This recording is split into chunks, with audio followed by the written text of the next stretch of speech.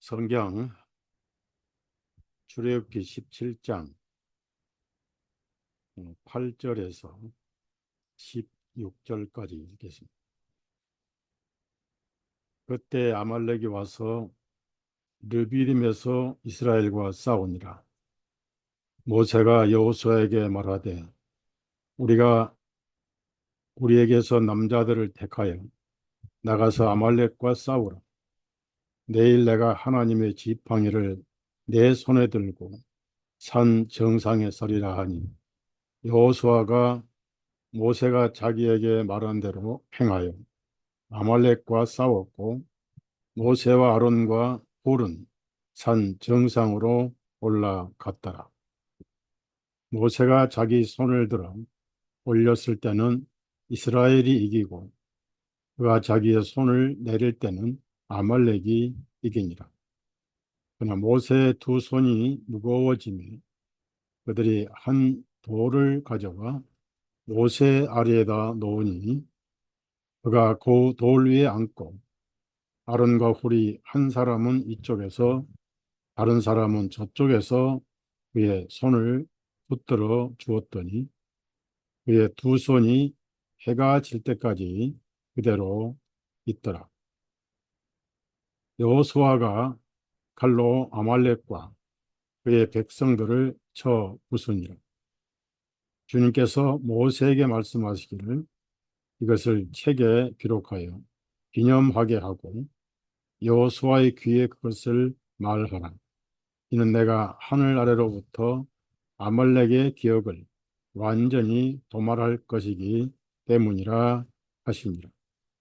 모세가 한 제단을 쌓고 그곳의 이름을 여호와 니시라 하였으니 그 까닭은 그가 말하기를 이는 주님께서 아말렉과 대대로 싸우리라고 주님께서 맹세하셨음이로다 하였기 때문이더라. 예, 여기까지만 읽었습니다. 아, 우리가 앞으로 신앙생활을 하려면은 우리의 적들은 세상에서 기독교를 없애는 것이 목적입니다. 그래서 미국에서 학교라든지 곳곳에서 기독교가 박해를 받고 있고 지금 여러분 아시다시피 유럽은 순수 백인 혈통 국가였습니다. 프랑스라든지 또 스페인이라든지 이태리 특히 순수 백인들이 독일이나 영국이나 스웨덴, 덴마크에 핀란드에 이렇게 살아왔는데 이스라엘의 갈레릭이라는 사람이 인종 혼합 작전을 오래전에 계획을 해가지고 백인과 흑인과 무색인종을 혼합시키는 작업을 오래전부터 해왔습니다. 그것이 혈액을 섞이는 그래서 불법 난민이 셀 수 없이 아프리카에서 유럽으로 유입이 돼가지고 여러분 뉴스에 보셨지만 영국은 지금 거의 대폭동 중이죠. 참다 못한 백인들이 시위를 하고 흑인들 또 모슬렘들에게 폭력을 행사하고 양쪽이 이렇게 폭동이 일어나고 있고요. 그럼에도 불구하고 영국 정부는 경찰을 군대를 동원해서 오히려 백인들을 체포하겠다 이런 엄포를 놓고 있고 프랑스 파리는 길거리가 불법 난민들의 야영지로 매트리스라든지 이런 것이 시내 전체에 깔려 있는 그런 상태고 미국도 한 2년 동안 남미에서 수백만 명을 열차로, 주력으로 야간 비행기로 공수를 해 와가지고 이제 내전 준비를 하고 있는 상황입니다. 그래서 백인을 멸종시키는 것은 기독교를 없애버리는 것이고, 특히 음, 제가 오늘 어떤 영상을 봤는데 1958년경에 만든 영상인데 정확하게 2020년이라고 얘기를 하고 신 바이러스가 즉 폐렴 바이러스, 폐질환 바이러스가 온 인류에 퍼질 것이라는 영화 영상을 접한 적이 있습니다. 모든 게 계획됐다는 얘기고요. 그다음에 이제 여러분 수차 제가 잔소리처럼 해왔는데 내년이 코앞에 왔지. 2025년 미 국방부 투자 자문 회사인 과학회사죠. 디걸에서 인구 예측을 해서 미국은 3분의 1로 줄고 그 얘기는 전염병보다는 핵으로 많은 도시가 사라진다는 얘기죠. 영국이나 독일 이런 선진국이 대량 살상이 이루어지고 한국도 2025년에는 인구가 5천만에서 3,700으로 5,500이죠. 5천 몇 개이면 3,700만으로 줄어버리는 이런 것이 지금 진행 중이고 또 코로나가 지금 다시 미국도 다시 유행하고 있고요. 변종이니까 지금 한국에 약도 없고 갑자기 변종이 극성을 부리니까 병원이나 약국도 어찌할 뻔 모르고 안절부절 중입니다. 그래서 저는 여러분에게 이버맥틴을 미리 확보해 놓으라고 말씀을 드렸고 그걸 아침 저녁 한 알씩 12mg 5일만 드셔도 어지간한 독감은 다 해결되고 예방이 됩니다. 그래서 2030년이 목표 연도 중에 하나죠. 그래서 그 안에 많은 인구가 사라질 것인데 기독교가 설 자리가 없어지게 되고 복음 전파는 이미 거의 끝난 상태고요. 미국의 많은 예배당들이 사무실로 공장으로 또는 마켓으로 이렇게 변해가고 있습니다. 한국도 코로나 때 월세 내는 개척교회는 거의 다 싹쓸이 해 버렸고 시골에 도시 절벽이 인구 절벽이 돼가지고 노인들은 다 코로나 백신을 죽었고 애를 낳지 않습니다.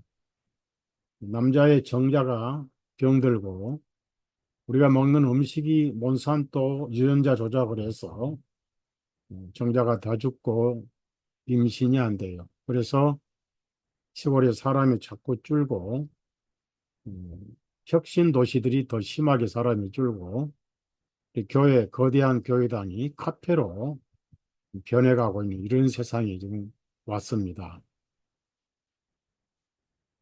그래서 이런 상황에 우리가 어떻게 하면은 이 세상을 이겨나갈 것이냐. 우리가 기도하고 주님으로부터 응답을 받고 살아야 할 때가 오지 않았는가. 2030년 해봐야 6년밖에 남지 않았고 2024년도 거의 3분의 2가 가버렸습니다. 9월달 되고 추석이 오고 가을이 오면 거의 또 한 해가 가는 겁니다. 언제 어떻게 갈지 모르는 세상이고 또 제가 많은 증거들을 가지고 있지만은 미생물 학자라든지 또 제가 어떤 자료도 하나 봤는데 백신은 무조건 독이다 이런 글을 쓴 의사가 49세에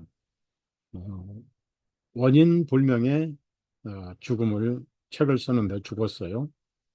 암살시켰다는 얘기죠. 그런 인류를 건강하게 하고 장수하게 하고 잘 살게 하는 과학자들 하나씩 하나씩 전부 다 암살해버리고 사라지는 것이 이 세상입니다.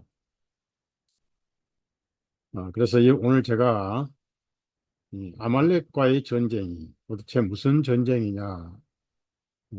이 구약은 예수님의 그림자고 모형입니다. 그런데 모형은 실체가 오기 전이 모형이잖아요. 많은 사람들이 아파트를 분양받고 받기 전에 모델하우스를 답사를 합니다.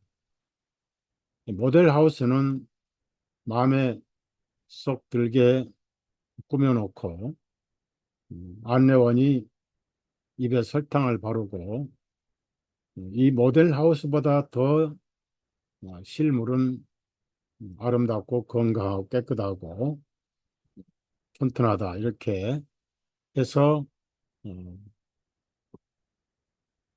청약이 다 끝나도록 하지요. 그러나 실제 입주를 하면은 벽에 금이 가고 벽체가 떨어지고 모델하우스와 너무 많이 다르죠. 소송을 하고 여러 가지 문제가 생겼는데 구약도 마찬가지입니다. 우리 신약을 정확하게 이해하지 못하고 구약에 너무 깊이 들어가면은 신약이 이루어졌음에도 불구하고 구약 그림자를 너무 왜곡해서 이해를 합니다. 그러다 보면은 어, 성경의 예수님이 그림자를 잘못 이해해서 실물이신 예수님이 성형수술이 돼버려요. 즉 복음이 왜곡된다는 얘기입니다. 그래서 구약에 너무 깊이 빠지면 안 되고 신약을 정확하게 이해를 한 다음에 구약에서 모자란 부분, 신약이 희미한 부분만 모델하우스에서 모형과 그림자의 히브리서 8장처럼 찾아내면 됩니다. 그래서 바울 사도는 낱낱이 얘기를 하지 않았습니다. 실체가 있는데 실체 얘기를 낱낱이 하기도 바쁜데 그림자 가지고 시간 끄는 것은 성령님의 뜻이 아니기 때문입니다. 그러나 이제 우리가 신약에서 찾지 못한 진리를 모형과 그림자에서 만날 수가 있기도 합니다. 그래서 어, 모든 구약은 신약의 그림자고 모형이다. 그러니까 잘 모를 때는 구약을 통해서 실체를 공부를 하게 되는 것이죠. 그래서 예를 들어서 로마서 15장 4절을 보면 이런 말씀이 있어요.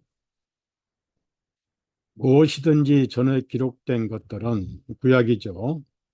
전에 기록된 것들은 우리로 하여금 배우게 하려고 기록되었으니 우리가 성경 기록들이 주는 인내와 위로를 통하여 소망을 갖게 하려 하심이라. 이렇게 전에 기록된 구약 성경에 대해서 바울 사도가 로마서에 이 예, 표현을 하고 있고요. 또 고린도전서 10장을 보면은 11절에 이런 말씀이 있어요.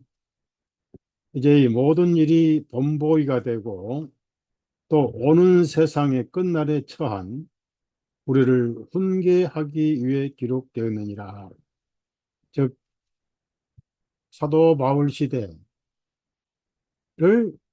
구약에서 훈계하려고 기록했다. 그러면 이제 사도 바울 시대부터 우리 시대까지 예수님 오실 때까지 이 교회들을 위해서 훈계하셨다 이런 내용입니다. 특히 고린도전서 10장은 출애굽기의 여러 가지 사건 기적들을 복음적으로 정확하게 해석을 했어요. 사도행전 17장 이런 데 보면은 안식일마다 해당해서 성경을 풀어서 가르친다 이런 기록이 나옵니다. 구약의 애언과 그림자와 모형을 실체로 풀어주는 설교를 바울 사도가 많이 했습니다. 왜 그러냐면은 그때는 신약 성경이 완성되기 전이기 때문에 그렇습니다. 이제 우리는 이제 신약 성경이 있기 때문에 이 신약 성경을 읽고 모자란 부분을 구약에 찾아야 되는데 그렇게 어렵지 않습니다. 신약 속에 다 드러나 있기 때문에. 그래서 고린도전서 1장 10장 1절부터 보면은 구름과 바다에서 침례를 받아 모세에게 속하였고 모두 같은 영적인 음식을 먹었으며 이랬습니다. 영적인 음식은 구약에 만나를 두고 하신 말씀이에요. 그다음에 같은 영적인 음료를 마셨으니 반석으로부터 마셨는데 그 반석은 곧 그리스도이셨느니라 이렇게 정확하게 해석을 합니다. 물론 그 당시 이스라엘 사람들은 그 반석이 깨져서 나온 생수를 마시면서도 그 생수가 미래에 오실 메시아라는 사실을 아는 사람은 꿈에도 없었습니다. 그들은 만나를 먹고도 불평하고 또 목마르면 불평하고 그렇게 끊임없이 믿지를 않고 하나님의 속을 썩여 왔습니다. 이스라엘 백성들이 얼마나 목이 고든 백성들입니다. 배고프다 해서 만나를 주셨습니다. 목마르다 해서 두 번씩 생수를 주셨습니다. 고기 먹고 싶다 해서 메추라기를 주셨어요. 그리고 그들이 불평하지 않은 것만 딱 하나 있습니다. 우리가 보통 세상을 살아가는데 몇 가지 살아가는데 필수적인 문제가 있지요. 그 필수적인 문제가 의식주라고 그러잖아요. 그런데 이 광야 생활은 의식주가 아니라 식수였습니다. 식수. 무엇을 먹느냐? 사막 땅에 아무것도 없었습니다. 그들이 밀가루 반죽을 해서 그 반죽을 가지고 나와서 빵을 만들어 먹다가 다 떨어졌습니다. 다 떨어져서 불평을 하고 굶겨 죽이려고 우리를 끌고 나왔냐고 모세에게 대들 때 하나님께서 한 번도 보지 못한 아침 해가 뜨기 전 이슬이 내릴 때 하얀 가시 같은 미세한 둥그런 만나를 내려주셨어요. 그래서 부지런한 사람은 많이 거두고 약간 손이 작은 사람은 적게 거두고 그걸 다시 오멜로 다시 쏟아서 데워 보니까 많이 거둔 자도 남지 않고 적게 거둔 자도 모자라지 않았더라. 나중에 이 구절을 바울 사도는 물질로 어려운 사람을 도와서 그 구약의 말씀대로 평균하게 살았으면 된다. 이런 인용을 한 적이 있습니다. 그래서 무엇을 먹어야 되느냐? 광야는 아무것도 없잖아요. 심지어 그 이집트에는 메뚜기라도 있었지만은 광야는 사방이 시뻘건 시커먼 흙이고 돌이고 풀한 폭이 없는 문자 그대로 사막 땅이었습니다. 시나이 사막을 말하는데요. 사막 땅이었고 사방에 가도 음, 오아시스가 없는 사막이고 또 하나님께서 구름 기둥을 올리시면 이스라엘은 장막을 거두고 사막을 한 발짝 한 발짝 60만 명의 대민족이 아이들, 노인들, 여자들 할 것 없이 가나안을 향해서 전진하고 전진해야만 했습니다. 그래서 여러분이 아실 것은 이집트에 파트가 있고 광야에 파트가 있고 가나안 파트가 있습니다. 이 세 가지는 우리 모두에게 다 해당됩니다. 우리가 이집트 같은 세상에 살고 하나님 없이 사탄의 손아귀에 포로로 살고 일생 동안 살아봐야 지푸라기 없는 벽돌로 라암셋의 묘지나 만드는 그런 삶을 우리가 살았습니다. 구원받지 못한 사람은 아직도 이집트에 머물러 있고 파라오의 종이고 사탄의 노예입니다. 우리는 그날 거기서 해방을 받았어요. 유월절이 있습니다. 여러분 마음속에는 영혼의 유월절이 있습니다. 저는 28에 4월 3일 제 영혼의 유월절입니다. 오늘날 예수님의 피의 복음을 듣고 이집트에서 사탄의 바로로부터 해방을 받은 저와 여러분은 이제 이집트에 속해 있지 않고 광야에 속해 있습니다. 우리는 세 가지 광야에 살고 있죠. 여전히 광야도 뱀들이 드글거리고 온갖 적들이 도사리고 있는 광야입니다. 세상은 우리의 고향이 아니죠. 언젠가 우리는 이 세상을 떠나야 됩니다. 꿈결 같은 세상이잖아요. 광야 생활은 우리 고향이 아니라 나그네 생활입니다. 우리는 불언간 고향에 갈 것이죠. 그래서 광야 생활은 그리스도인들의 나그네 생활을 의미합니다.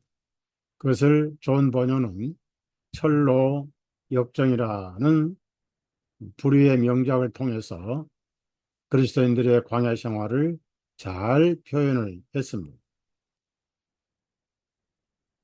이집트 사람들은, 이스라엘 사람들은 이집트로 돌아간 사람은 한 사람도 없습니다. 무슨 얘기냐면은 구원을 잃어버리지는 않습니다. 구원은 예수님이 되시기 때문에 예수님이 변하지 않는 한 한 번 받은 구원은 영원합니다. 믿음으로 얻은 구원을 행함으로 뺏기거나 잃을 수는 없습니다. 요즘 유튜브에 보면은 온갖 잡동사니 교리들이 난무합니다. 한 번 구원은 영원한 게 아니라 구원을 잃어버릴 수 있다. 완전히 종교의 행위입니다. 대신 사도행전 7장을 보면은 스데반이 설교를 할 때 이런 얘기를 했어요. 우리 조상이 마음은 이집트에 가 있었다. 실제로 민수기를 보고 신명기를 보면은 이스라엘 사람들이 이집트로 돌아가려고 대표를 뽑기도 하고 난리를 친 적이 있습니다. 이집트로 돌아간 적은 없어요. 구원은 잃어버릴 수가 없습니다. 대신 사도행전 7장에는 이집트로가 아니라 바벨론으로 하나님께서 던져버리셨다. 이런 말씀이 나와요. 70년 바벨론 포로 생활을 의미하죠. 바벨론 포로는 어떤 면에서 복음의 포로고 이스라엘 사람들은 모든 예배가 정지된 시기였습니다. 물론 가나안 땅에 그들이 지키지 못한 안식년을 강제로 지키게 하신 하나님의 섭리였습니다만, 그 다음에 가나안 땅은 천국이 아닙니다. 가나안 땅에 일곱 족속이 있었습니다. 천국에는 일곱 족속도 없고, 음, 하나하나 여호수아가 정복을 해 갔고요. 음, 그러나 마지막 정복은 없었습니다. 결국은 타협을 했지요. 섞어서는 무리가 있었잖아요. 우리가 요단강을 건너서 문자적으로 죽는 것이 아니고 예수님 안에서 죽었음을 확인하고 갈라디아에서 나온 말씀처럼 예수의 사람들은 정과 욕을 나무에 달아 못 박았느니라는 말씀. 골로새서 3장의 말씀처럼 땅에 있는 지체를 죽이라는 말씀. 로마서 6장에 너희가 죽었고 란 말씀에 의하면은 나를 죽인 만큼 가나안의 안식은 내가 누릴 수가 있는 것입니다. 그래서 우리는 한쪽으로는 광야에 살고 있고 한쪽으로는 가나안에 살고 있는데 얼마나 안식을 누리느냐가 복음을 누리느냐 못 누리느냐의 차이점입니다. 가나안은 결코 천국은 아닙니다. 안식의 상징이죠. 자, 그런데 광야 생활하는데 이스라엘 백성에게 필요한 것은 세 가지죠. 우리는 의식주라고 얘기합니다. 첫째, 옷이 있어야 됩니다. 왜냐하면은 나이가 들면 어릴 때는 입으라 해도 벗어버리죠. 부끄러움이 있기 때문에. 그 다음에 대한민국은 아주 겨울에 춥지요. 그래서 따뜻한 털옷이 필요하죠. 그래서 의가 필요합니다. 어두자. 무엇보다도 음, 먹어야 되잖아요. 금강산도 식후경이고 음, 모든 것은 먹어야 됩니다. 그래서 먹기 위해 사느냐, 살기 위해 먹느냐 이런 말은 둘 다 답이 되죠. 그래서 우리 한국에 의하면 의식주가 맞아요. 그 다음에 두 번째, 세 번째가 주택이잖아요. 근데 가나안의 이스라엘, 광야의 이스라엘 사람들은 의식주가 아닙니다.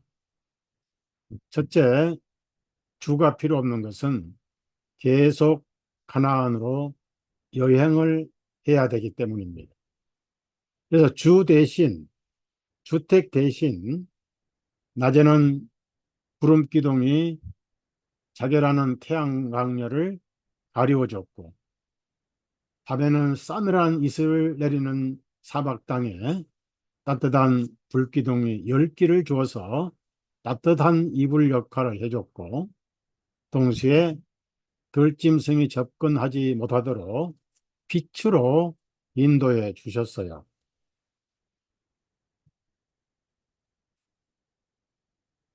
언어의 의가 필요 없는 것은 그들이 이집트에서 입고 나왔던 의복과 신발은 40년간 희한하게 헤어지지가 않았습니다. 한 번도 옷을 바느질하거나 세탁이 필요 없이 신발도 입고 왔던 신고 왔던 그대로 40년간, 물론 20세 이상은 다 죽었어요. 그러나 20세 미만이 입고 나왔던 신발과 옷은 40년간 상하지 않았던 것입니다. 느헤미야 말씀에도 나오고 신명기 8장에도 그 말씀이 나오죠. 그러니까 의에 대한 걱정은 없었고 제가 성경을 읽어봐도 이스라엘 사람들이 옷이 헐벗었다라고 하나님께 불평한 기록은 결코 찾아볼 수가 없습니다. 무엇이 필요하느냐? 두 가지입니다. 무엇을 먹느냐입니다. 또는 무엇을 마시느냐. 우리 몸은 육체가 수분이 바로 70%입니다. 70% 수분이기 때문에 물을 많이 마셔야 되지요. 특히 사막 땅에서 물은 생명수라고 그럽니다. 우리 대한민국 분들은 물 하면은 중동이나 이스라엘이나 다른 나라에서 아주 부러워하는 나라입니다. 특히 박정희 대통령 때 치수 정책을 잘해가지고 소양댐, 할당댐, 이 댐을 엄청 많이 만들었어요. 대청댐이라든지. 그래서 치수 정책을 잘해가지고 가뭄이 필요 없는. 그래서 농지 개혁을 하고 바다를 막고 산을 깎아서 농토를 만들어가지고 오늘날 식량이 넘치도록 잘 사는 나라가 만들어진 거예요. 이스라엘은 첫째는 집집마다 손발을 씻는 물통이 필요하지요. 혼인잔치에 6통에 물을 담은 음, 통이 있었습니다. 이거 물도 바닥이 나고 포도주도 바닥이 나고 예수님이 거기에 물을 9가지 채우라. 다 채웠더니 떠다 줘라 해서 떠다 주었더니 한 번도 이런 맛있는 포도주를 본 적이 없다라고 연회장이 감탄할 정도로. 물론 6항아리는 비어있는 우리의 심령을 상징하고, 그리고 씻어도 씻어지지 않는 이 종교를 보여주시고요. 그 물이 포도즙이 된 것은 예수님의 보혈만이 우리 영혼의 목마름을 해결하신다는 암시가 들어 있습니다.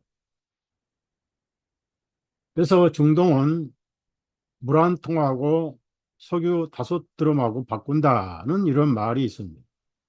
그래서 오아시스란 말은 한국 문화에는 어울리지 않습니다. 사막 지역에서나 오아시스란 말이 해당이 되지요. 그러니까 사막 생활은 2가지만 이스라엘 사람들은 걱정하면 됐어요. 무엇을 먹을 것이냐, 무엇을 마실 것이냐. 그래서 그들이 배고플 때 소리를 질렀습니다. 우리를 굶겨 죽이려고 데려왔느냐. 차라리 이집트에 있었을 때가 좋았다. 그리고 이집트에 있는 것은 6가지 식물인데 전부 자극적이고 육에 속한 식물입니다. 가나안의 식물은 영에 속한 식물이죠. 자, 우리가 이 말씀을 듣는 것은 영에 속한 식물을 지금 먹고 있는 겁니다. 그럼 무엇을 먹을 것인가 하고 배고파서 불평을 했습니다. 그러면 하나님께서 주신 만나, 이름을 밝히지 않으셨어요. 내가 빵을 주겠노라 라고 말씀하셨지, 뭐 비스켓이니 뭐 이런 말씀하지 않으셨어요. 그 이름을 누가 지었냐면은 하도 신기하고 풀 섞인 과자 같고 너무 세미하고, 그래서 이스라엘 사람들이 이게 뭐냐라고 물어본 내용이 만나가 된 거예요. 이게 뭐지? 라고 물은 것이 만나입니다. 무슨 얘기입니까? 제가 성경을 일일이 찾지 않고 좀 얘기를 많이 할게요. 생각나는 대로 얘기를 할게요. 저는 치매라는 얘기 듣고 싶지 않습니다. 치매를 저는 별로 좋아하지 않는 단어예요. 치매하고 저와는 한 번도 교제를 한 적이 없습니다. 그래서 성령님께서 생각나는 대로 말씀을 전할 것입니다. 만나는 하늘에서 내려왔습니다. 이것을 예수님이 직접 말씀해 주셨어요. 그러니까 이 만나는 완벽한 예수님의 그림자였습니다. 자, 요한복음 6장을 한번 찾아보세요. 6장.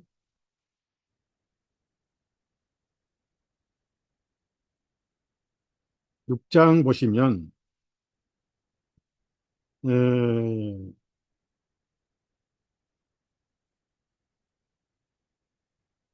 48절부터 51절까지 이제 반복된 말씀도 있지만은 음, 내가 곧 그 생명의 빵이니라.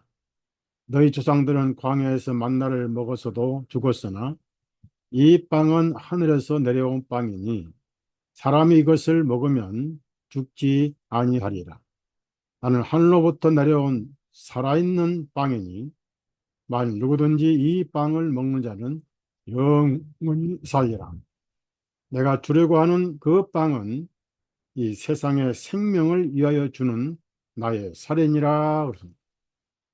물론 만나가 빵이고 살이라고 하셨지만 실제적인 생명은 피죠. 그래서 이 살이 찢겨지는 것을 만나로 주시는 것으로 이제 의미를 하시고,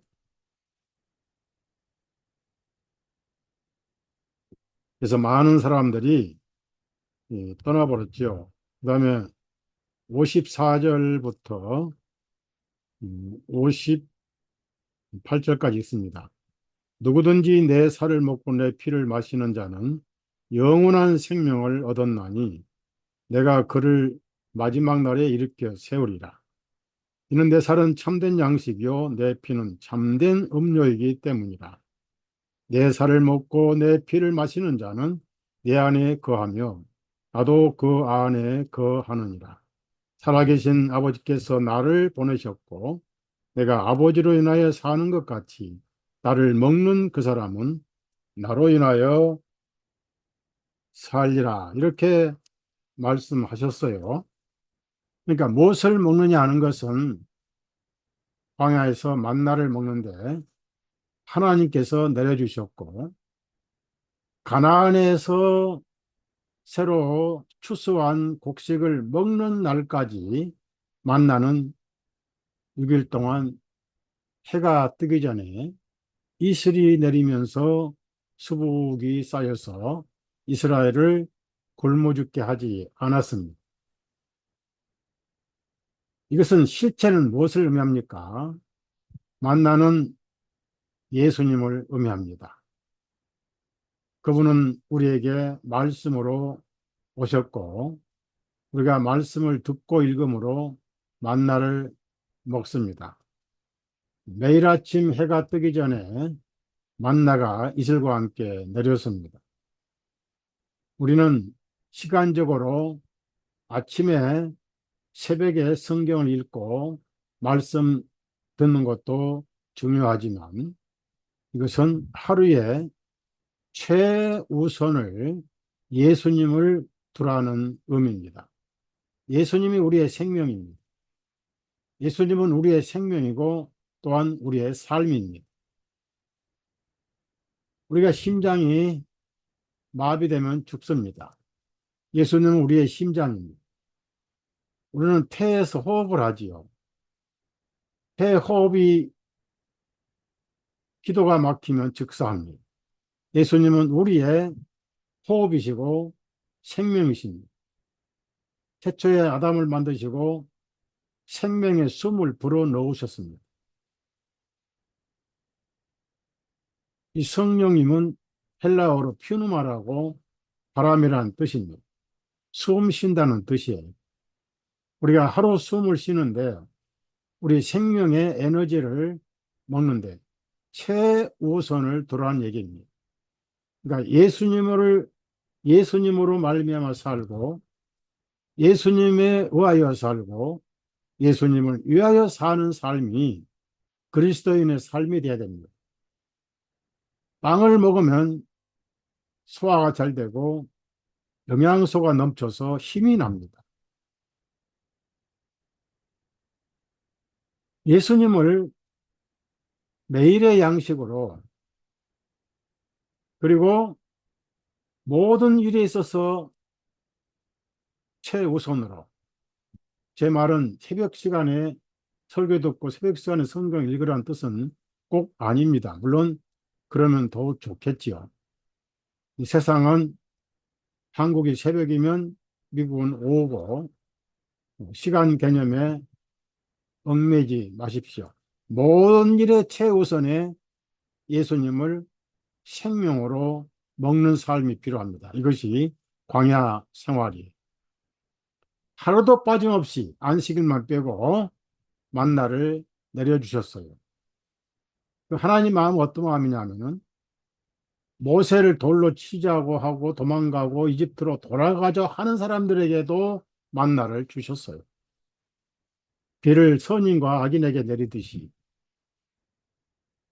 그들은 자기들이 불신 때문에 자업자득으로 고통을 당한 것이지 하나님 마음에는 미운 사람이 아무도 없었습니다.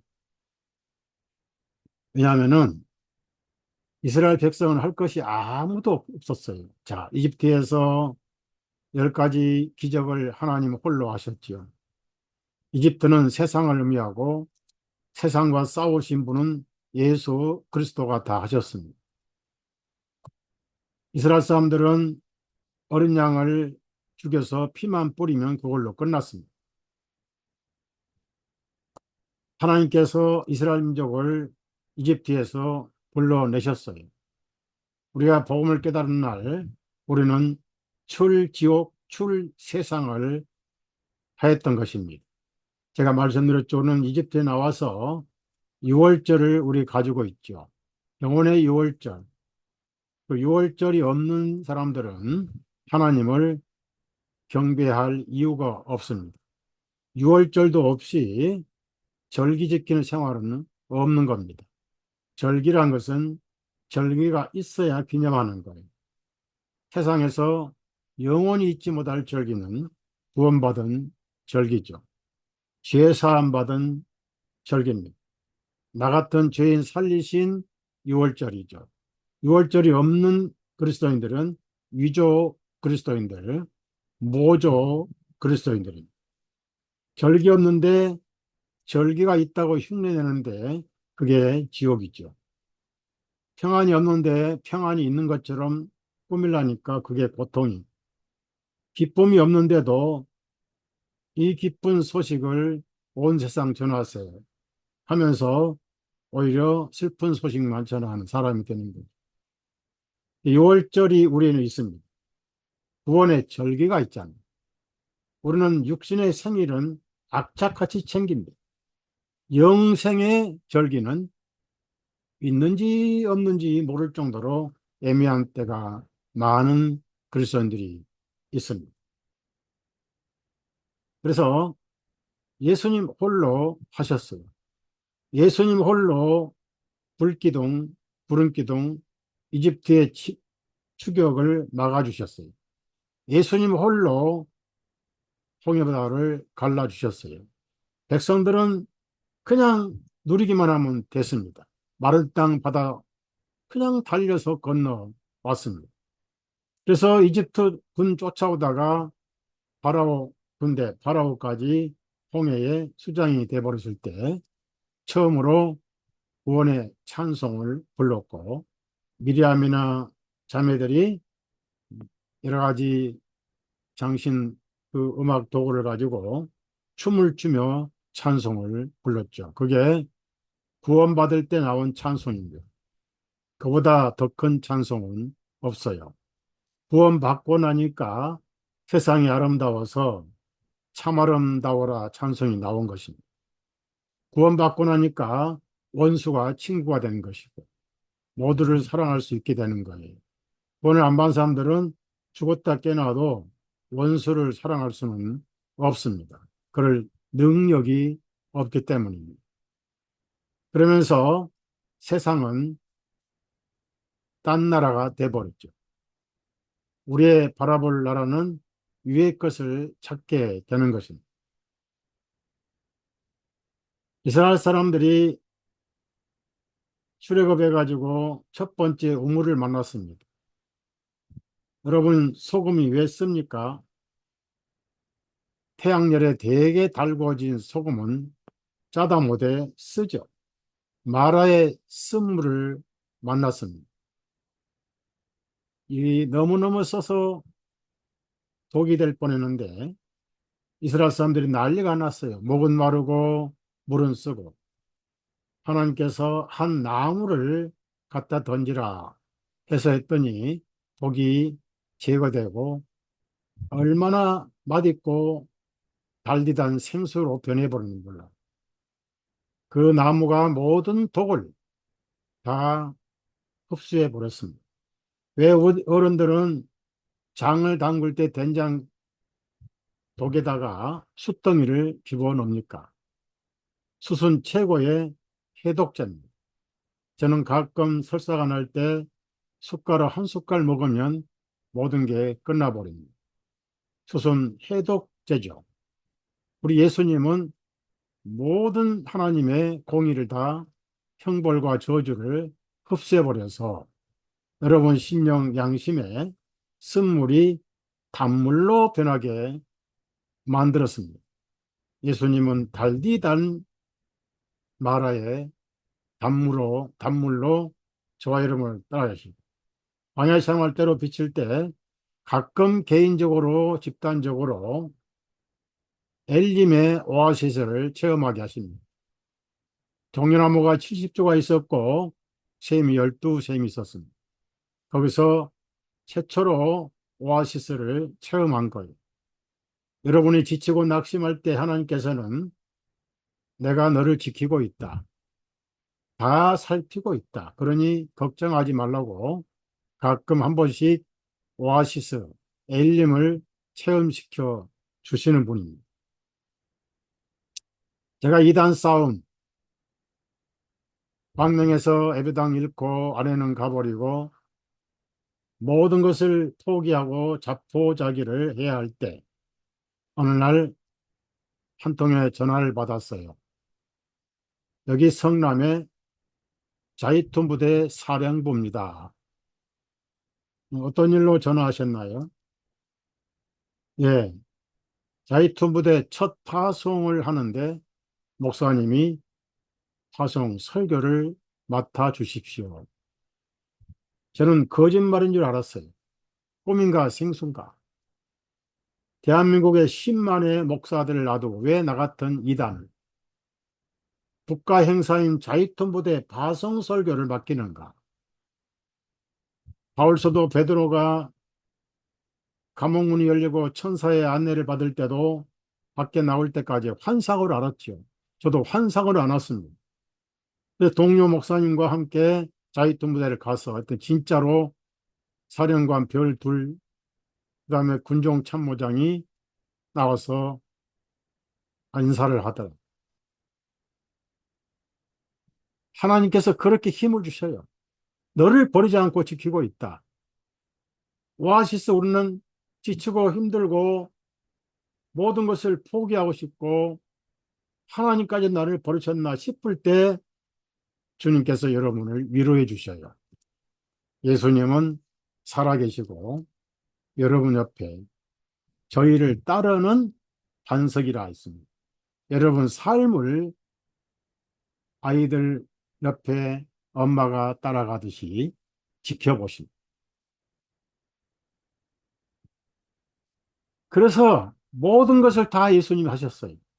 이스라엘 사람 할 건 아무것도 없었습니다. 그럼 왜 그렇게 하셨습니까?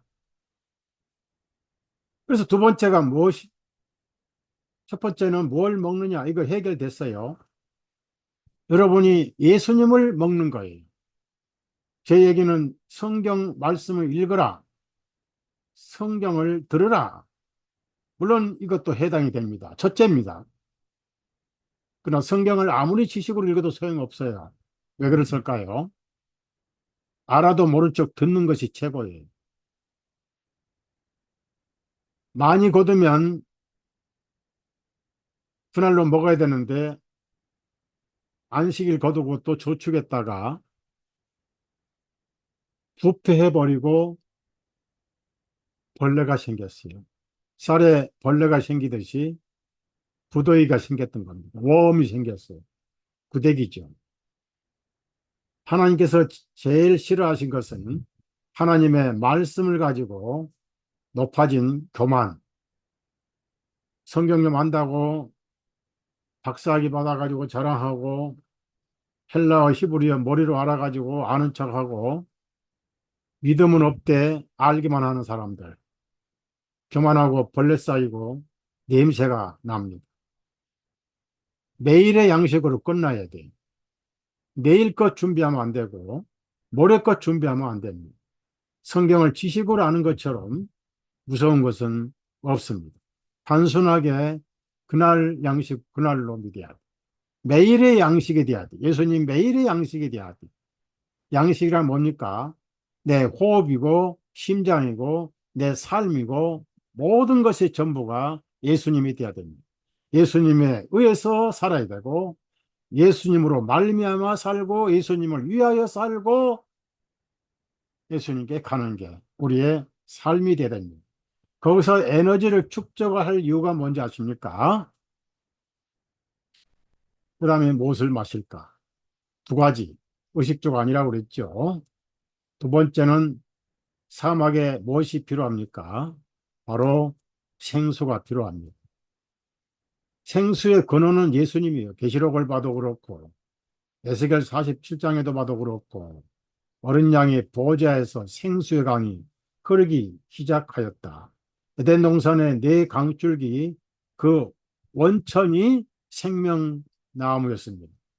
왜 복음을 생명수라고 하셨어요? 다시는 목이 마르지 않는다. 물질적인 목이 마른 게 아니라 죄사함의 의의 목마름이 없다 는 얘기입니다. 모든 영적인 목마름은 죄 때문에 갈증이 생기는 것, 의의 갈증이 생기는 것. 죄 문제가 없어졌으니까 다시는 목마름이 없습니다. 그래서 예수님이 아직 죄를 모르고 문화로 자위하고 스스로 정당화하는 사마리아 여인을 물 들어오는 시간 맞춰서 우물가에 앉아 계셨어요. 아닌가요? 물 들어왔어요. 그 예수님은 다 아셔요. 여러분, 제가 이제 월요일부터 죽음 너머의 문이라는 글을 오늘 좀 정리해서 이제 올리는데, 그걸 좀 읽으면서 충격을 많이 받았어요. 이상하게 육신을 빠져나온 영혼이 어떤 빛을 만나는데, 그 빛이 자기의 모든 삶과 생각을 다 알고 있더라는 거예요. 심지어 다른 사람이 뭘 생각하는지도 다 알게 되더라는 거예요. 영적인 세상은 전혀 비밀이 없습니다. 감추인 것이 드러나지 않을 것이 없고란 것은 문자 그대로입니다. 그래서 구원이 얼마나 중요한지 그것을 쓴 의사가 신신 부탁을 했어요. 영혼을 어디서 보낼 것입니다. 수많은 환자들이 그 사람이 쓴 책 가운데 To Hell and Back 그런 책이 있어요. 지옥으로 그리고 다시 돌아오다. 이 두 가지 책을 썼는데 어, 우리가 좀 읽어야 되겠어요. 들어야 되겠어요. 그래서 예수님은 그 여인에게 생명수라고 말씀하셨어요. 그럼 땅에서 올라온 야곱의 우물은 그냥 일반 물이잖아요. 근데 그걸 이제 그 여인은 오해했지만은 그때 예수님이 이런 말씀하셨어요. 요한복음 4장 한번 찾아봅시다.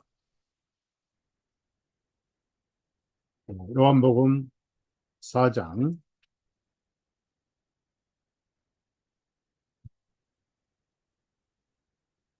10절입니다. 예수님께서 그녀에게 대답하여 말씀하시기를 만일 내가 하나님의 선물과 내게 마실 물을 달라고 구하는 이가 누구인 줄 알았더라면 너는 그에게 구하였을 것이요 그가 네게 생수를 주었으리라. 여기서 하나님의 선물은 예수님을 의미합니다. 여러분, 예수님은 선물입니다. 구원은 선물입니다. 선물은 주고 싶은 분이 주는 거예요. 선물은 가치 없는 것은 선물이 아닙니다. 물론 제가 여러분에게 많은 선물을 받고 살았는데, 맛있는 먹는 거, 또 뭐 어떤 형제는 꽃감도 사오고, 뭐, 하여튼 평생 선물만 받아가지고, 아마 예수님보다 훨씬 더 선물을 많이 받았을 거예요. 왜냐하면 예수님은 홍삼 액기스라든지 꽃감도 한 번도 못 들어보셨는데, 받기만 해서 참 죄송하고요. 그런데 선물은 같이 가시야 선물이잖아요. 바로 예수님은 피할 수 없는, 아까 백진택 목사님 찬송, 주 예수보다 귀한 것은 그리스도와는 바꿀 수가 없네. 이 선물, 예수님 하나님의 선물이에요. 이 사마리아 여인은 까마득히 모르고 있었던 거예요. 그리고 자기가 여덟, 일곱, 여섯 번째 남자와 살면서도 그게 윤리적으로 또 율법적으로 죄인지를 몰랐던 겁니다. 양심에 좀 걸렸겠죠. 그 다음에 생수를 주었을 것이다. 생수는 죄를 사해 주시는 시원한 복음을 의미합니다.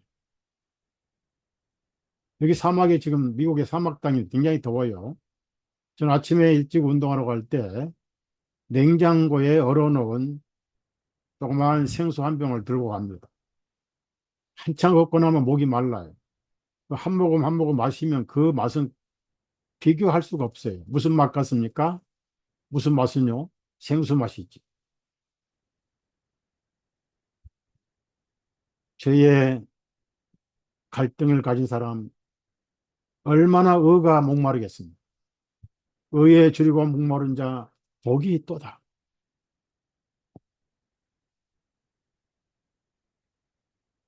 그래서 누구보다 목이 안 마르고 시원하게 살아가는 것이 하나님의 불러낸 백성입니다. 왜냐하면 그들은 하나님의 양떼들이기 때문입니다.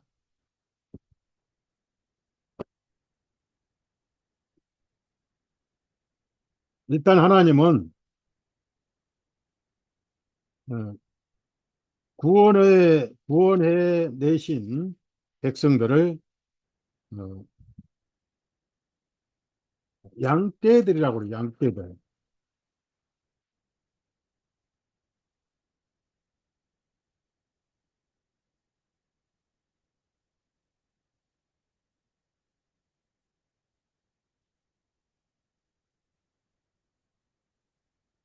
구약 성경 시편 시편에 보면은 어, 이스라엘 사람들이 음, 믿지 않은 얘기도 나오고요. 시편 78편 22절부터 제가 읽겠어요. 이는 그들이 하나님을 믿지 아니하였으며 그분의 구원을 신뢰하지 아니하였기 때문이로다. 그러나 그분께서 위로부터 구름들을 명하셔서 하늘의 문을 여셨으며 그들 위에 만나를 비같이 내려 먹이시고 하늘 양식을 그들에게 주셨나니 하늘 양식을 주셨나니 사람이 천사들의 음식을 먹었으며 주님께서 그들에게 고기를 풍족하게 보내셨도다. 이렇게 쭉 말씀을 음, 하시죠. 그 다음에 이제 78편 52절에 보면은 이런 말씀이 있어요. 그러나 자기 백성을 양같이 나가게 하시고 광야에서 양떼같이 그들을 인도하셨으며 아무리 양들이 불평을 해도 예수님은 양들의 목자이셔요. 불평하더라도 양은 양이 책임을 져 주세요. 99마리 숫자까지 다 계시고 계세요. 어떻게 한 마리가 없는 것도 전부 계시고 계세요. 우리는 매일 아침 일어나면 머리카락 많이 빠집니다. 머리카락이 조금 빠지면 안 아까운데 많이 빠지면 되게 아깝지요. 예수님은 머리카락 하나 빠져도 되게 아깝게 생각해요. 왜? 양은 99마리나 한 마리나 생명은 귀하기 때문에. 여러분은 예수님의 양이에요. 153마리를 다 셌어요. 헬라어로, 히브리어로 153은 하나님의 아들들이라는 단어가 나와요. 다 셌어요. 처음에 베드로가 갈릴리에서 부름받을 때는 그물이 찢어졌어요. 율법으로는 다 찢어져 가지고 갈릴리의 바다에 수장시켜요. 은혜는 한 마리도 놓치지 않습니다. 책임을 져 주세요. 그래서 반석을 깨뜨려 생수가 쏟아져 나왔고, 물론 모세가 불순종해서 가나안은 못 들어갔지만 두 번 쳤기 때문에. 자, 지금까지 제가 길게 서론을 말씀드렸다고 칩시다. 왜 그러냐면은 출애굽기 17장에 처음으로 이스라엘 백성들이 광야에서 적을 만났어요. 그 적이 바로 아말렉이었습니다. 아말렉이라는 뜻은 끝까지 모조리 핥아버린다는 뜻이에요. 하여튼 시도 없이 핥아버린다. 아주 악질이죠.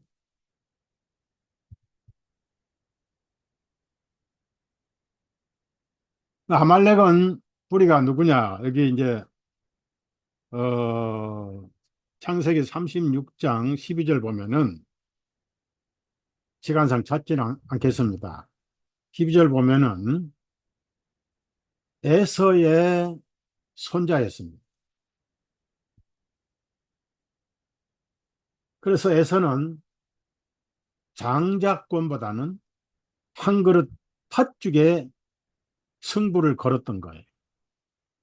우리 아침 한 끼 먹죠. 점심 한 끼 먹죠. 저녁 한 끼 먹죠. 인생은 한 끼 인생이에요. 한 끼라도 영원한 해결을 주지를 못해요. 세 끼를 먹어도 다음날 또 먹어야 돼. 인생은 헛것을 먹고 사는 거. 그 헛것에다가 승부를 걸었어요. 장자권을 팔아버렸어요. 장자권은 하늘나라 시민권입니다. 야곱은 팥죽으로 그걸 샀어요. 예수님 피를 통해서 여러분은 장자권을 샀어요.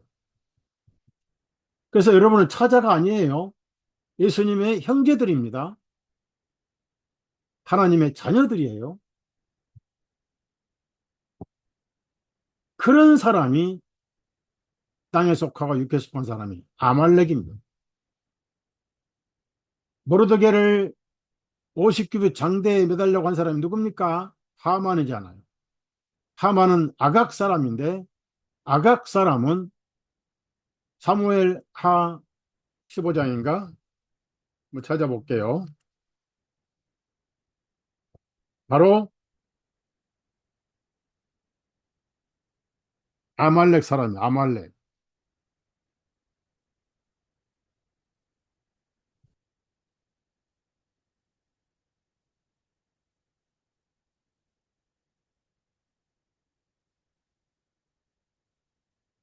음,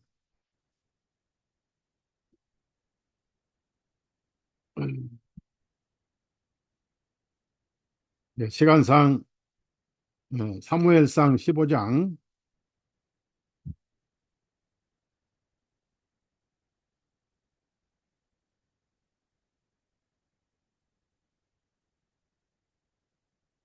그 아말렉 32절 보면은 그때 사무엘이 말하기를 너희는 아말렉 사람들의 왕 아각을 여기 내게로 끌어오라 하며 아각이 그에게 즐거이 오더니 아각이 말하기를 진실로 죽음의 괴로움은 지나갔도다. 그래서 에스더의 성경을 보면은 하만은 아각 사람이다 그 나와. 아말렉은 무조건 아각 사람이고 에서의 후손, 땅에 속한 자들입니다. 그들이 처음으로 이스라엘을 공격을 했습니다. 여호수아가 전투에 나갔고 장군으로 나갔고 백성들이 남자들이 다 전투에 나갔습니다. 처음으로 이스라엘 사람들이 광야에서 외부의 적과 싸우는 전투였습니다. 오늘 제가 이 말씀을 드릴 것입니다. 우리는 지금 전투 중인데 앞으로 격렬한 전투 시대가 옵니다. 2025년부터 30년 사이 딱 6년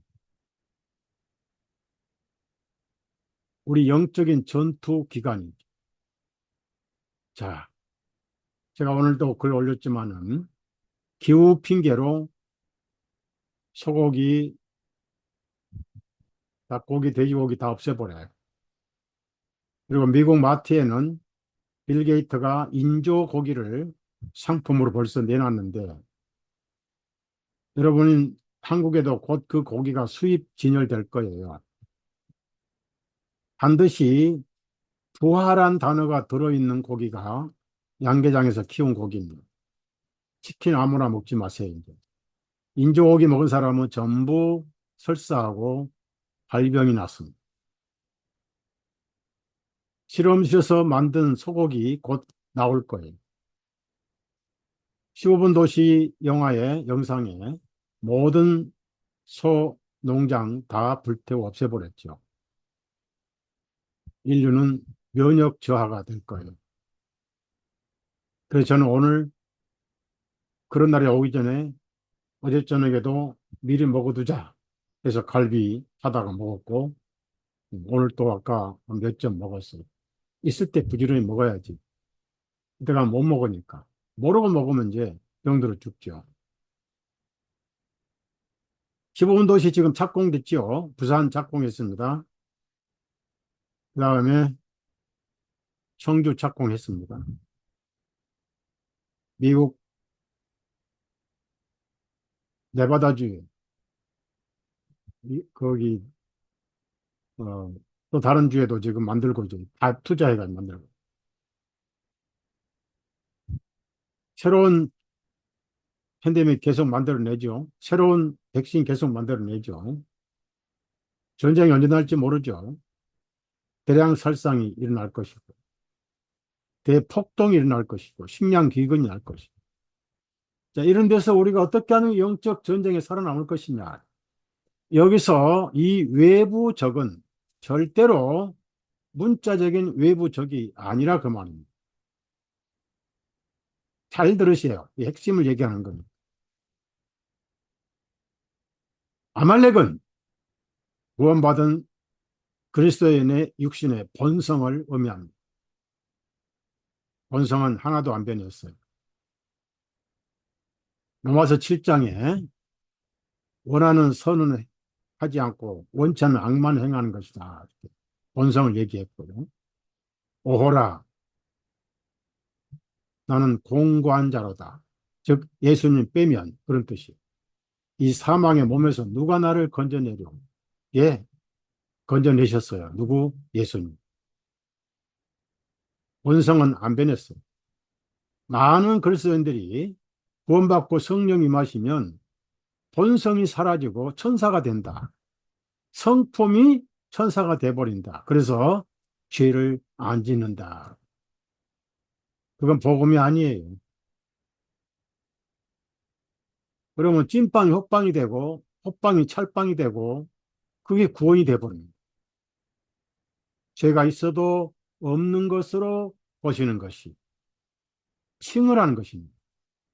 그래서 내적인 본성과 성령님의 치열한 전쟁이 시작된 거예요.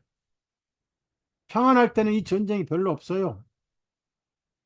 극심한 영적인 시련과 고난이 올 때 극심한 내적 전쟁이 시작이 됩니다. 갈라디아 5장을 한번 찾아보세요. 갈라디아 5장.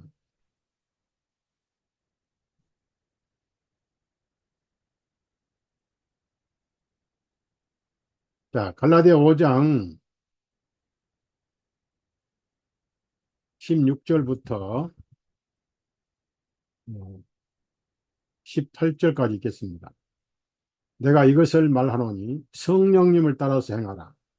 그리하면 너희가 육신의 정욕을 이루지 아니하리라. 육신은 성령님을 거슬러 욕심을 부리고 성령님은 육신을 거스르기 때문이니 이 둘이 서로 대적하므로 너희가 하는 길을 하려는 것을 하지 못하게 하려 함이니라. 그러나 만일 너희가 성령님의 인도하심을 받으면 너희는 율법 아래 있지 아니하니라. 100% 내적 전쟁입니다. 그럼 이 내적 전쟁을 어떻게 이기느냐? 땅에 있는 지체를 죽이라, 성령 충만하라. 다 이론은 맞아요. 그대로 되냐 그 말이에요. 그래서 여기 우리가 배울 게 있습니다. 여호수아는 이스라엘 장정들과 현장에서 싸우고 모세가 높은 산에 올라가서 서가지고 팔을 들면은 이스라엘이 이기고 피곤해 팔이 내려오면은 아말렉이 이기고 그래서 옆에서 아론과 훌이 따라가 가지고 큰 바위를 하나 만들어서 모세를 앉게 했어요. 그리고 양쪽에서 어깨를 둘이 들었습니다. 아론은 대제사장이잖아요.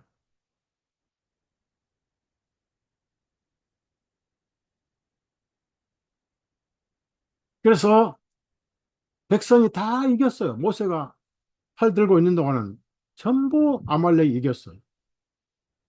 아말렉이 아니라 이스라엘이 이겼어요. 여호수아가 이겼어요.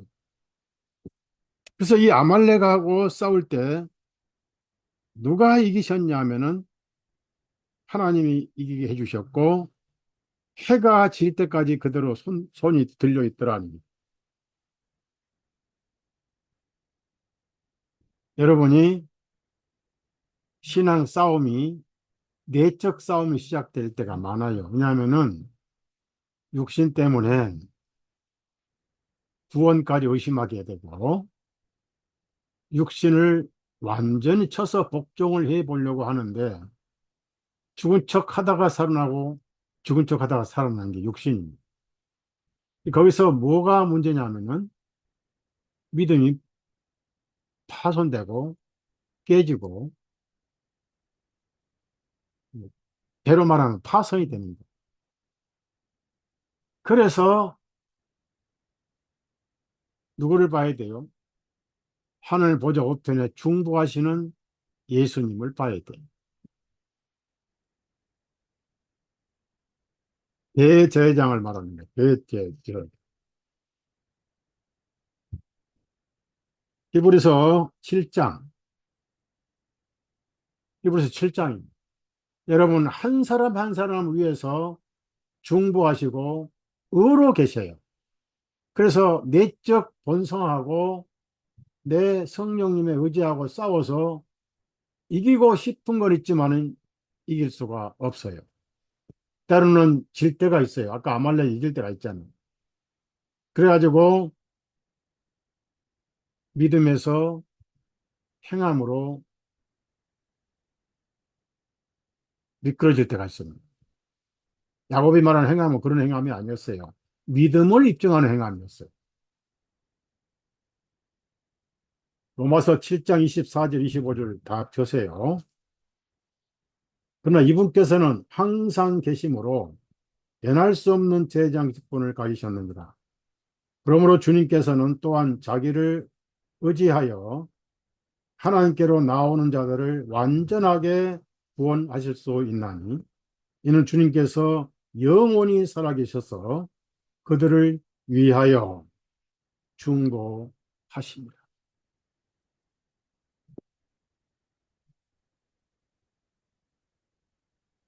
이것이 팔 들고 위에서 후원하는 예수님을 의미합니다.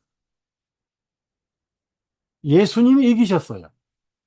여러분이 육신의 본성을 이기려고 하지 마세요. 할 수 있으면 성령님을 따라 결단하십시오. 그러나 육신은 끈질기게 마지막까지 핥아버리려고 반항을 합니다.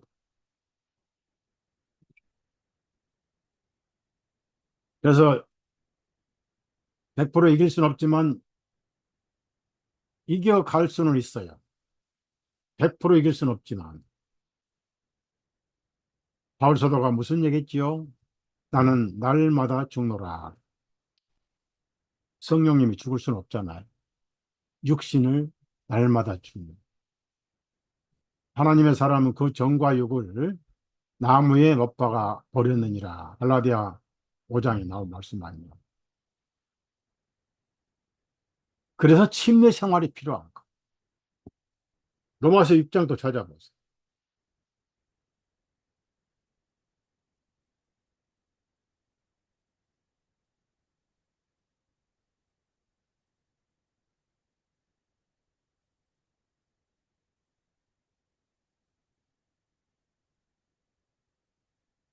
로마서 6장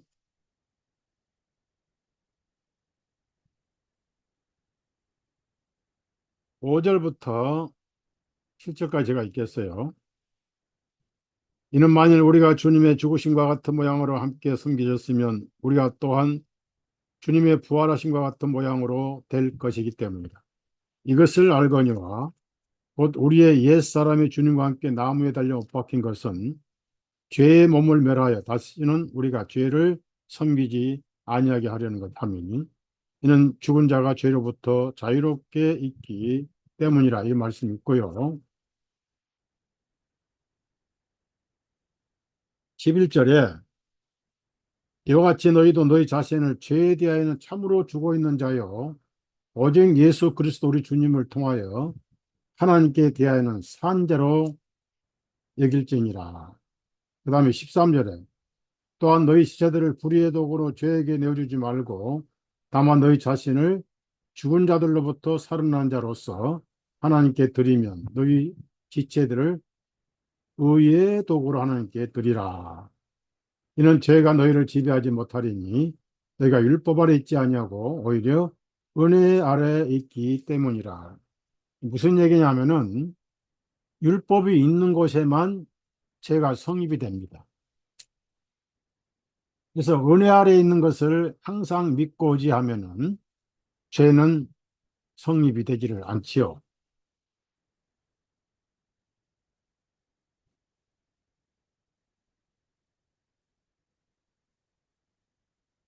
그래서 가장 중요한 것은 불신과의 전쟁입니다. 인내가 필요합니다.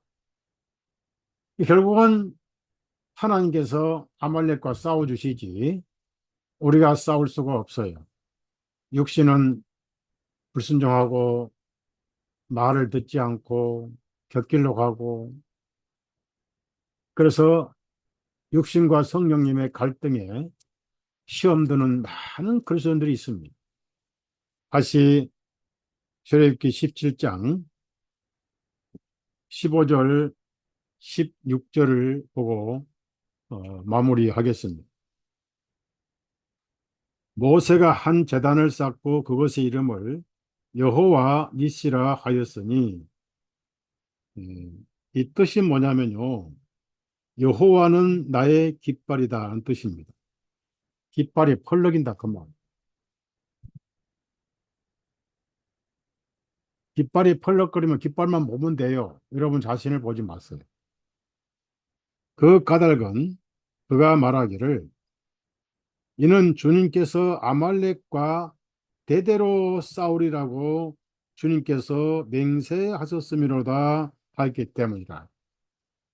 우리가 오늘날 요단강을 건널 때까지 이 싸움은 끝나지 않습니다. 결국은 전쟁에 이기는 유일한 비결은 나를 보지 말고 예수님을 바라보는 것. 높은 산에 올라서 모세가 양손을 들고 있고 아론과 홀이 붙들어주고 있잖아요. 말씀과 성령님이 붙들어주고 있습니다. 그래서 여러분이 끊임없이 복음을 드려야 되고 말씀을 드려야 된다. 우리의 영적 전쟁의 에너지가 뭐죠? 만나죠. 물론 성경 말씀을 읽어야 되고 들어야 됩니다. 그러나 그것은 예수 그리스도를 의미합니다. 끊임없이 예수님을 통해서 눈을 뜨고 일어나고 예수님을 먹고 마시면서 그분을 통하여 하루를 살아가십시오. 예수님이 여러분의 생명입니다. 예수님이 여러분의 에너지고 여러분의 영양소입니다. 예수님이 여러분의 인삼, 홍삼, 액기스입니다. 여러분의 소뼈 곡물입니다. 최고의 에너지십니다. 매일의 생명입니다. 먹은 만큼 예수님이 여러분 안에 건강에 사실 것이고 전쟁에 대대로 싸우리라. 그래서 여러분 심령에 여호와 니시 깃발이 펄럭일 것입니다. 걱정하지 마십시오. 아말렉이 아무리 왕성해도 여호와 니- 여호와 니시라는 깃발이 펄럭이고 있습니다. 앞으로 극심한 시련의 때에 많은 그리스도인들이 배도할 것입니다. 오늘 어떤 한국의 형제가 성경에 관한 질문이 왔어요. 교회를 나가지 않는데 성경에 대한 궁금한 게 있어서 그리스도인들이 율법을 지켜야 합니까? 라고 문자가 왔더라. 제가 이 핸드폰 문자로는 장문에 답변을 할 수 없으니까 이메일로 다시 해달라고 했습니다. 율법은 유대인들도 지금은 해당이 안 되고 우리는 처음부터 율법은 해당이 안 됩니다. 율법 가지고 이러쿵저러쿵 하는 사람은 복음이 없습니다. 율법은 아브라함도 해당이 안 됩니다. 율법은 모세 때부터 예수님 때까지만 해당이 됐던 겁니다. 이방인은 처음부터 율법이 없습니다. 십계명도 613가지 계명도 남의 이야기입니다.